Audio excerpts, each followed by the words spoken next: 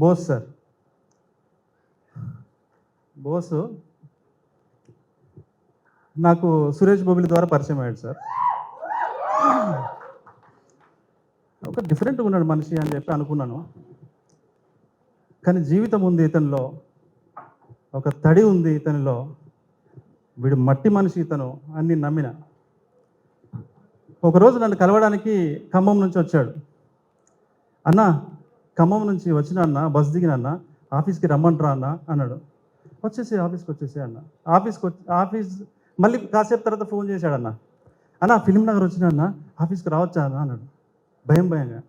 అరే వచ్చేరా, రమ్మన్నా కదా అన్న. గేట్ దగ్గరికి వచ్చిన, ఆఫీస్ లోపలికి రావచ్చా అన్నాడు. ప్రామిస్ సార్, అడగండి కావాలండి.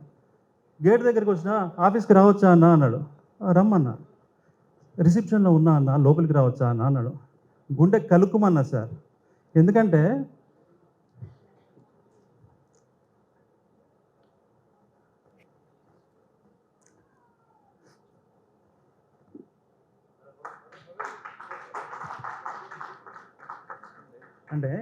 ఎందుకంటే సేమ్ నాలాగే అనిపించాడు సార్.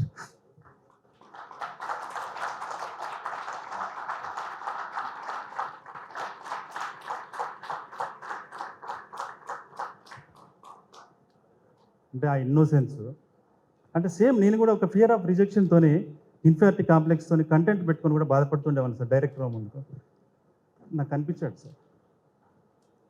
మనోడు ఎంత ఇన్నోసెంట్ అంటే సార్, మేము ఒకరోజు బట్టలు కొనుక్కుందామని పోయినాం సార్. షాప్కి వెళ్ళాం సార్. షాప్కి వెళ్ళాం, మనోడు షాపింగ్ చేశాడు. ఒక షర్ట్ ఒక ప్యాంటు కొన్నాడు. కొన్న తర్వాత కౌంటర్ దగ్గరికి వెళ్ళాం. 10,000 అన్నాడు. ఏదన్నా 10,000 అన్నా అంగిలాకి? వద్దు ఏందన్నా, అదేమో బ్రాండ్ బేసిక్స్ బ్రాండ్ ఉంటుంది కదా. అరే ఇక్కడ ఈ బ్రాండ్ ఇంతే ఉంటుందిరా, ఏం కాదు తీసుకో పర్లేదని నేను. పోవానా 500 షర్ట్లు అవుతుంది. వద్దు మాకు వద్దు అన్నాడు. వాడు ఇట్లా చూస్తున్నాడు.